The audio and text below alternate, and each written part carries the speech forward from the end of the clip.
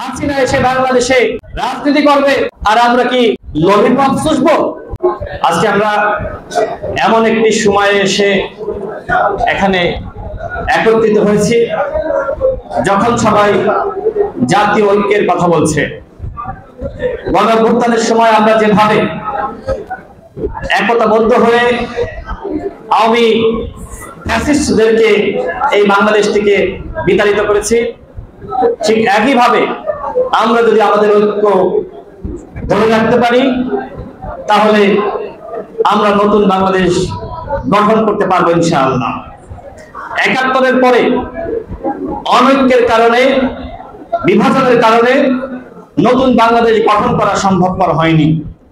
আমরা যদি ২৪-এর পরে সেই অনৈক্য এবং বিভাজনের খপ্পরে পড়ি তাহলে নতুন বাংলাদেশের স্বপ্ন মাঠে মারা যাবে। সুতরাং বাংলাদেশের সকল রাজনৈতিক শক্তি, সামাজিক সাংস্কৃতিক শক্তির প্রতি গণ অধিকার পরিষদের পক্ষ থেকে উদাত্ত আহ্বান করছি, আসুন আমরা এক থাকি। আসুন আমরা এমন একটি সরকার গঠন করি যে সরকার হবে একটি সর্বদলীয় সরকার। ইতিমধ্যে জাতীয় সরকারের আলোচনা রয়েছে, এটি একটি গুরুত্বপূর্ণ প্রস্তাব। যে সরকারে যারা গণ অভ্যুত্থানের ভূমিকা রেখেছে তারা প্রত্যেকেই থাকবে। আমরা যদি সবাই মিলে দেশটাকে আগামী 10 বছর এগিয়ে না নিয়ে যেতে পারি তাহলে কিন্তু আমাদের বিভাজনের কারণে আওয়ামী লীগ আবারও ফিরে আসবে। হাসিনা কিন্তু একটি সুযোগের অপেক্ষায় রয়েছে। সেটি কি? সেটি হলো আমরা যারা এই গণ অভ্যুত্থানে আমরা ভূমিকা রেখেছি, আমাদের ভিতরে ক্ষমতার দ্বন্দ্ব নিয়ে হানাহানি, রাহাজানি, বিভেদ বিচ্ছেদ শুরু হবে আর হাসিনা টুস করে বাংলাদেশে ফিরে আসবে। সে বলেছে না যে আমি খুব কাছাকাছি আছি, যে কোনো সময় ফিরে আসতে পারি। আমাদের স্পষ্ট কথা, হাসিনাকে অবশ্যই ফিরে আসতে হবে। তবে হাসিনা এসে বাংলাদেশে রাজনীতি করবে আর আমরা কি ললিপপ চুষবো? হাসিনা বাংলার মাটিতে আর কোনো রাজনীতি করতে পারবে না। আওয়ামী লীগ আগামী নির্বাচনে অংশ নিতে পারবে না। আওয়ামী লীগকে যারা আশ্রয় প্রশ্রয় দিচ্ছে এরা শহীদের রক্তের সাথে বেঈমানি করছে। আবু সাইদ, মুগ্ধ, ওয়াসিম জীবন দিয়েছে একটি নতুন বাংলাদেশ গঠন করার স্বপ্ন দেখে। সেই বাংলাদেশ গঠন করার দায়িত্ব আমার, আপনার, আমাদের সকলের। আমরা যদি সেই বাংলাদেশ গঠন করতে না পারি তাহলে এই গণ অভ্যুত্থান ব্যর্থ হয়ে যাবে। আমরা চাই না বারবার আমাদের বিপ্লব, যুদ্ধ, অভ্যুত্থান ব্যর্থতায় পরিণত হোক। ২৪-এর পরে একটি সুযোগ এসেছে, সেই সুযোগটা যদি আমরা কাজে লাগাতে না পারি তাহলে এই বাংলাদেশ ধ্বংস হয়ে যাবে। আমরা এই বাংলাদেশের ধ্বংস চাই না। আমরা চাই উন্নয়ন, আমরা চাই গণতন্ত্র, আমরা চাই ন্যায় বিচার, আমরা চাই মানবিক মর্যাদা। কিন্তু আজকে দেখেন এই সরকার ক্ষমতায় থাকার পরেও আমরা এখনো পর্যন্ত আইন শৃঙ্খলা পরিস্থিতির যে উন্নয়ন সেটা আমরা লক্ষ্য করছি না। এখনো পর্যন্ত হানাহানি, মারামারি, বিশেষ করে মফস্বল শহর, গ্রামগঞ্জের অবস্থা অত্যন্ত নাজুক। সরকারের উপদেষ্টারা এসি রুমে বসে থেকে সারা বাংলাদেশ কন্ট্রোল করতে চায়। তারা মনে করে যে সচিবালয় থেকে আমরা রিমোট বাটনে চাপ দিব আর সারা বাংলাদেশ অটোমেটিক্যালি চলবে। এটি সম্ভবপর নয়। আমি প্রধান উপদেষ্টাকে বলবো যে আপনি অনেক বেশি বেশি বিদেশ সফর করছেন, আপনার এর থেকে গুরুত্বপূর্ণ হলো সারা বাংলাদেশের গ্রামগঞ্জে ছুটে যাওয়া।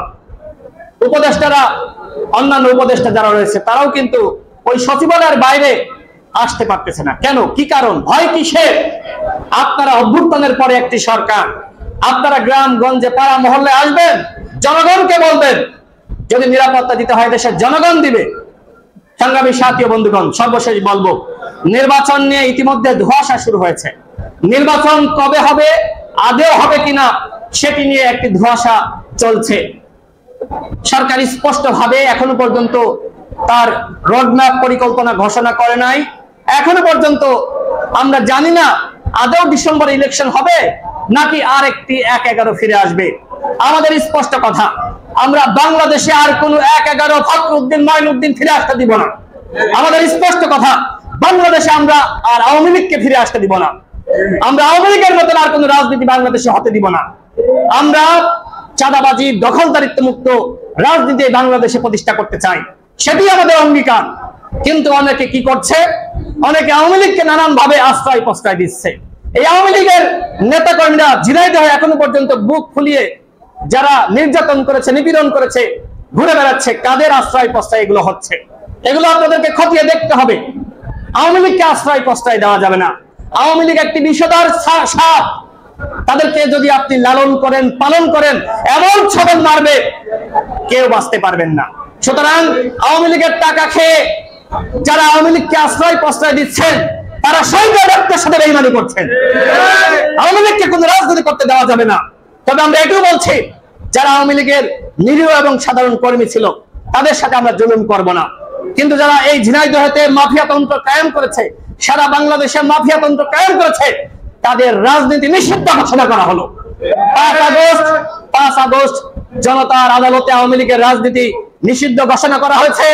সরকারকে বলবো, জাতীয় সংলাপ আহ্বান করে আনুষ্ঠানিকভাবে সরকারি এবং রাজনৈতিক সিদ্ধান্তে আওয়ামী লীগকে নিষিদ্ধ ঘোষণা করুন। আওয়ামী লীগকে আমরা আশ্রয় প্রশ্রয় দিব না। আওয়ামী লীগ গণহত্যা চালিয়েছে, 71 একবার গণহত্যা, 24 আরেকবার গণহত্যা, তৃতীয়বার আওয়ামী লীগকে গণহত্যা করার সুযোগ দিব না। আর এই কারণে আমরা আওয়ামী লীগের নিষিদ্ধের কথা বলছি। আমি মনে করি এই ব্যাপারে আপনারা সবাই একমত। আমরা ইতিমধ্যে যে সংলাপ হয়েছিল, সেখানে কিন্তু কোন দল বলে নাই যে আওয়ামী লীগকে নিষিদ্ধ করা যাবে না। প্রত্যেকটা দল আওয়ামী লীগকে নিষিদ্ধ করার ব্যাপারে মতামত ব্যক্ত করেছে। যে সরকার নিষিদ্ধ না করে বিভিন্ন দলের উপরে, অমক তমকের উপরে তারা দায় চাপাচ্ছে। আমাদের কথা হলো, সরকার এই দায় চাপাতে পারবে না। সরকার যদি আওয়ামী লীগকে নিষিদ্ধ না করে, গণহত্যার বিচার না করে, এর জন্য দায়ী থাকবে সরকার। আমি সর্বশেষ বলবো, গণ অধিকার পরিষদের দাবি 3টি। প্রথমত হলো গণহত্যার বিচার এবং আওয়ামী লীগকে নিষিদ্ধ করা। এরপরে রাষ্ট্র সংস্কার, প্রয়োজনীয় রাষ্ট্র সংস্কার। রাষ্ট্র সংস্কারের পরে আগামী ডিসেম্বরের মধ্যে ইলেকশন দিতে হবে। ডিসেম্বরের পরে যদি আপনারা ইলেকশন দেন, তাহলে কিন্তু সেটি দেশের জনগণ মানবে না। ডিসেম্বর শেষ সময়, এর মধ্যে ইলেকশন দিতে হবে। এর মধ্যে প্রয়োজনীয় রাষ্ট্র সংস্কার করেন, শেখ হাসিনাকে ফিরিয়ে এনে ফাঁসির কাস্টে ঝুলান, ওবায়দুল কাদেরকে ফিরিয়ে এনে তাকে যথাযথ শাস্তি নিশ্চিত করেন। অন্যান্য আওয়ামী লীগের মাফিয়া যারা ছিল, ওদেরকে যথাযথ শাস্তি নিশ্চিত করেন। আপনারা দেখেছেন, এই যে সারা দেশে আওয়ামী লীগের দামি এমপিরা আবারও দামি ইলেকশন করতে চায়।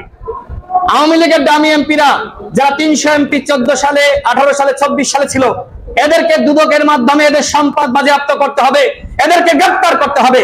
এখনো পর্যন্ত কিভাবে আওয়ামী লীগের দামি এমপিরা ঘুরে বেড়াচ্ছে, সেই প্রশ্ন আমি সরকারকে করছি। সর্বশেষ বলবো, আওয়ামী লীগের সাথে আমাদের কোনো পীড়িত নাই, কোনো পীড়িত আমরা করব না। আমরা যারা ফ্যাসিবাদ বিরোধী লড়াই করেছি, আমরা সবাই এক থাকবো। আমরা সবাই মিলে সরকার গঠন করব। আমরা সবাই এই দেশকে পরিচালনা করব। আওয়ামী লীগের অধ্যায় শেষ, নতুন ভাবে আমরা নতুন বাংলাদেশ গড়ার অধ্যায় ইনশাআল্লাহ শুরু করব। আমি ঝিনাইদহের মানুষকে ধন্যবাদ জানাচ্ছি যে তারা আওয়ামী লীগের ব্যাপারে একটা আওয়ামী লীগকে তারা কোনোভাবেই আশ্রয় প্রশ্রয় দিতে রাজি নয়। রাজনৈতিক নেতৃত্বকে এই বিষয়টি বুঝতে হবে। জনগণের সেন্টিমেন্টের বাইরে গিয়ে কেউ বাংলাদেশে রাজনীতি করতে পারবেন না। সুতরাং জনগণ যা চায়, সেটির আলোকে আপনারা সিদ্ধান্ত গ্রহণ করুন।